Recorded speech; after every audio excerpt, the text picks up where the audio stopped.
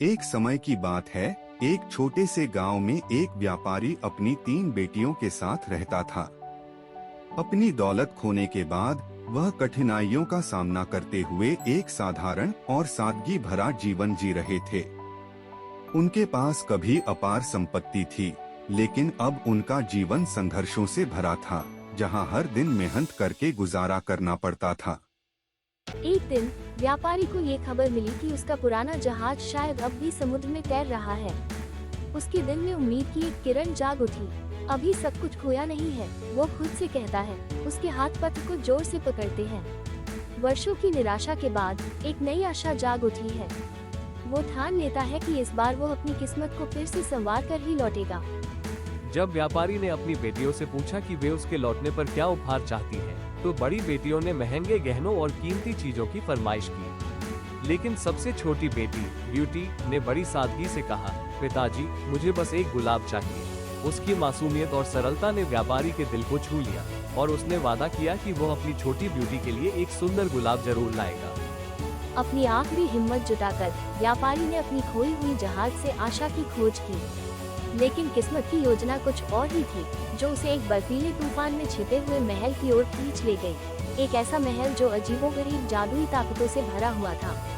अंदर महल गर्माहट और भोजन से भरा हुआ था। ऐसा लग रहा था कि कोई अदृश्य मेजबान उसका स्वागत कर रहा है और उसे तूफान से पनाह दे रहा है। वो इतना थका हुआ था कि उसने भोजन किया और बिस्तर पर सो गया। वो अगले सुबह जागा और पाया कि तूफान थम चुका था। उसने नाश्ता किया और घर लौटने के लिए निकल पड़ा। जब वो महल के बाहर आया तो उसने एक सुंदर गुलाबों का बाग देखा और उसे अपना वादा याद आया जो उसने ब्यूटी से किया था। उसने एक खूबसूरत गुलाब तोड़ा। तभी राक्षस प्रकट होता है। उसने गुस्से में आकर जोर से दहाड़ मारी और उसकी भयंकर शक्ल से सब कुछ हिल गया।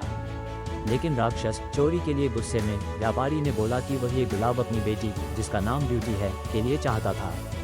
राक्षस ने गुलाब के लिए भारी कीमत की मांग की और उसे ये शर्त रखी कि ब्यूटी को महल में उसकी सेवा करने के लिए लाना होगा।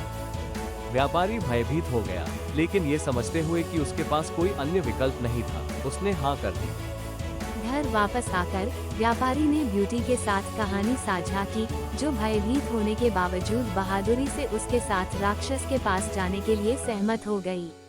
ब्यूटी महल में पहुंचती है, जहां उसका स्वागत भव्य कपड़ों और शानदार भोजन से किया जाता है। हर रात राक्षस उससे शादी के लिए हाथ मांगता है, लेकिन वो मना कर देती है। मैं किसी ऐसे प्राणी से शादी नहीं कर सकती जिसे मैं नहीं जानती। राक्षस बिना कुछ बोले वहाँ से चला जाता था। कुछ समय बाद ब्यूटी को अपने पिता की बीमारी का सपना आता है और वो राक्षस से वापस लौटने की इच्छा व्यक्त करती है। राक्षस हालांकि दुखी है, एक शर्त पर सहमत है, उसे 1 सप्ताह के भीतर वापस लौटना होगा। घर पर ब्यूटी अपने परिवार के साथ समय का आनंद लेती है, लेकिन 7वें दिन उसे राक्षस के मरने का सपना आता है। मुझे वापस लौटना होगा, मैं उसे कष्ट नहीं होने दे सकती। वो महल की ओर वापस भागती है, उसका दिल तेजी से धड़क रहा है। जब वह पहुंची, तो ब्यूटी ने राक्षस को गिरा हुआ पाया। वह बगीचे में पड़ा हुआ था, जहां वो उससे पहली बार मिली थी।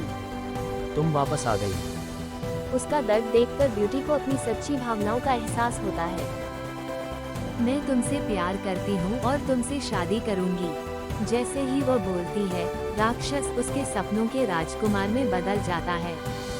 मेरे को अभिशाप मिला था जो तुम्हारे प्यार से टूट गया। ब्यूटी और राजकुमार अपने बंधन की गहराई को समझते हुए एक प्यार भरी नजर साझा करते हैं और इस तरह ब्यूटी और उसका राजकुमार हमेशा खुश रहे। प्यार की शक्ति का एक प्रमाण जो सभी दिखावे से परे है।